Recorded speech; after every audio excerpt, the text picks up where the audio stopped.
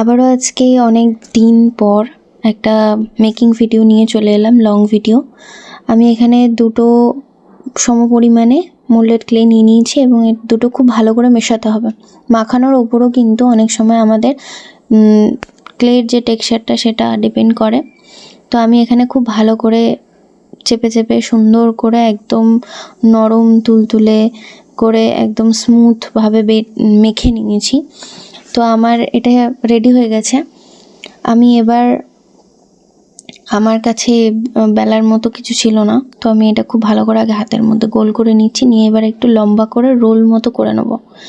নেওয়ার পরে আমি এবার একটা বেলার মতো কিছু আমার কাছে ছিল না, তো আমার কাছে ওই আমি যে তুলি দিয়ে রং করি সেটা আমার কাছে ছিল। তো আমি আগে ভালো করে পাউডার মাখিয়ে নিয়েছি যাতে চিপকে না যায়। তো আমি খুব ভালো করে এটা বেলে নিয়েছি। নেওয়ার পরে আমার কাছে একটা বড় লম্বা সুচ আছে, যেটা দিয়ে আমার কাজ করতে খুবই সুবিধা হয়। তো আমার হাজারো টুলস থাকে সত্ত্বেও আমার এটাই বেশি সুবিধা হয়।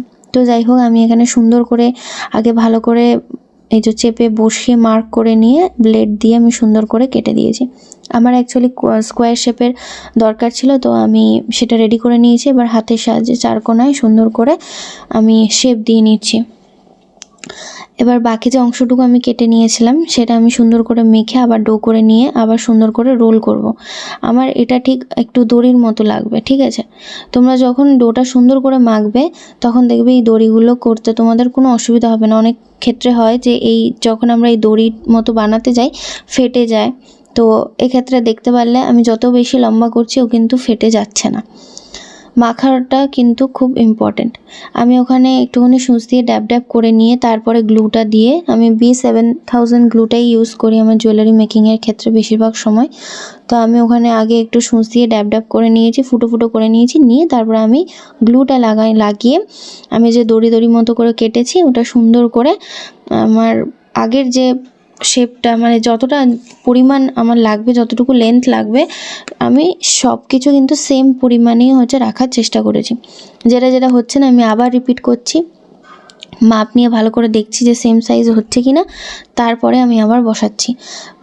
চেক করে নেওয়ার পর তারপরে আঠা দিয়ে ফাইনাল বসাতে যাবে, তার আগে বসাবে না, তাহলে কিন্তু হাতে মেখে অবস্থা খারাপ হয়ে যাবে। তা আমি ওই যে দেখে নিলে মাপ নিয়ে নিলাম, সাইজ আমার ঠিক আসেনি, আমি আবার বেলে নিয়েছি। আমরা যতই প্রফেশনাল হই না কেন আমাদেরও ভুল হয়, তো যারা নতুন কাজ করছো তাদেরও ভুল হবে, কোনো ব্যাপার না।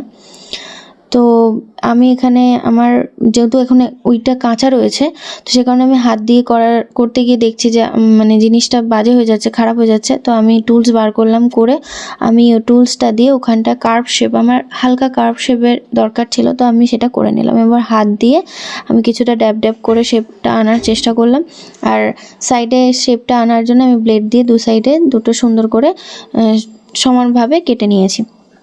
এবার নেক্সট ওপরেও আমার হালকা কার্ভ শেপ লাগবে, তো এখানে হাত দিয়ে আমার হয়ে গেছে, অতটা বেশি প্রেশারে লাগেনি। তো আমি ওখানে সেমভাবে ড্যাব ড্যাব করে ফুটো ফুটো করে নিয়ে তারপরে আঠা বসে আমি কার্ভ শেপে করে নিয়েছি। এক্সট্রা সাইডটা আমি ব্লেডের সাহায্যে কেটে দিয়েছি। এবার আমি চার সাইডে যে চারটে লেয়ার লাগালাম সেটা আমার অ্যাকচুয়ালি উডেন টেক্সচারে লাগবে। তো উডেন টেক্সচারটা বানানো খুবই ইজি, এটা আমার করতে খুবই ভালো লাগে।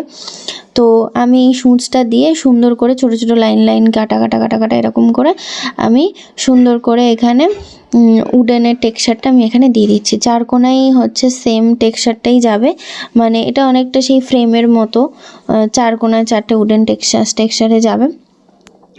তো আমি এখানে সুন্দর করে ফিনিশিংটা দেব, কারণ ফিনিশিং মাস্ট। যে কোনো হ্যান্ডমেড জুয়েলারির ক্ষেত্রে ফিনিশিংটা কিন্তু সবচেয়ে বেশি ইম্পর্ট্যান্ট একটা জিনিস।